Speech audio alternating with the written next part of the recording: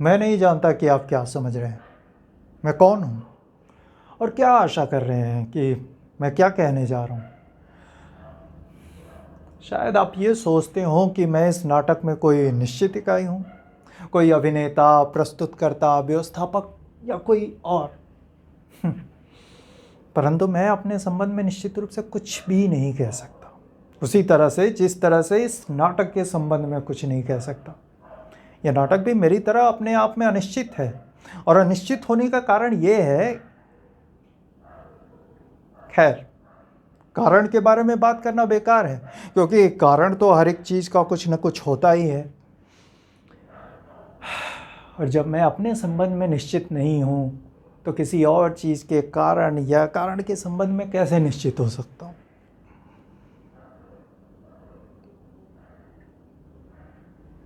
मैं वास्तव में कौन हूँ? यही एक ऐसा सवाल है जिसका सामना करना इधर आकर मैंने छोड़ दिया है, क्योंकि जो मैं इस मंच पर हूँ वो यहाँ से बाहर नहीं हूँ, और जो बाहर हूँ, खैर इसमें आपकी क्या दिलचस्पी हो सकती है कि मैं यहाँ से बाहर क्या हूँ।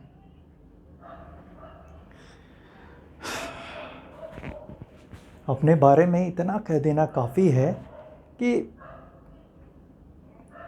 सड़क के फुटपाथ पर चलते अचानक आप जिस व्यक्ति से टकराते हैं वो व्यक्ति मैं हूँ, और आप सिर्फ मुझे घूर कर देख लेते हैं।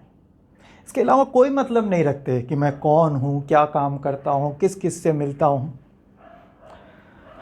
आप मुझसे मतलब नहीं रखते क्योंकि मैं भी आपसे मतलब नहीं रखता। इसलिए दो टकराव वाले व्यक्ति होने के नाते जिस क्षण मैं यहाँ खड़ा हूँ आप वहाँ खड़े हो सकते थे, और दो टकराव वाले व्यक्ति होने के नाते आप में और मुझ में बहुत बड़ी समानता है। और यही समानता आप में, उसमें, उस दूसरे से उस दूसरे में, उस दूसरे से मुझ में।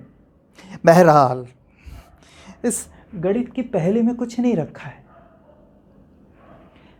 बात सिर्फ इतनी सी है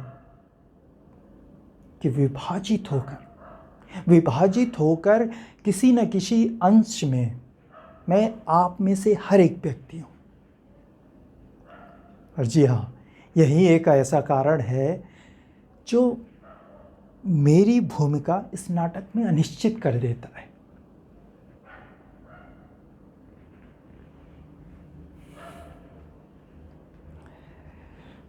मैंने कहा था आपसे, ये नाटक भी मेरी तरह अपने आप में अनिश्चित है, और इसका कारण भी यही है कि मैं इसमें हूँ। मेरे होने की वजह से सब कुछ इसमें निर्धारित या अनिर्धारित है। एक विशेष परिवार, उसकी विशेष परिस्थितियाँ, परिवार दूसरा होने से परिस्थितियाँ बदल जाती, लेकिन मैं वही रहता और सब कुछ इसी तरह से निर्धारित करता। उस परिवार के स्त्री के स्थान पर कोई दूसरी स्त्री होती, वो किसी और दूसरी तरह से मुझे झेलती, वो मेरा स्थान ले लेती या मैं उसका स्थान लेकर उसे झेलता। नाटक अंत तक फिर भी इतना अनिश्चित बना रहता, और ये तय करना इतना ही मुश्किल होता कि इसमें मुख्य भूमिका किसकी थी, मेरी, उस स्त्री की, परिस्थिति की, या तीनों के बीच में उठते सवालों की।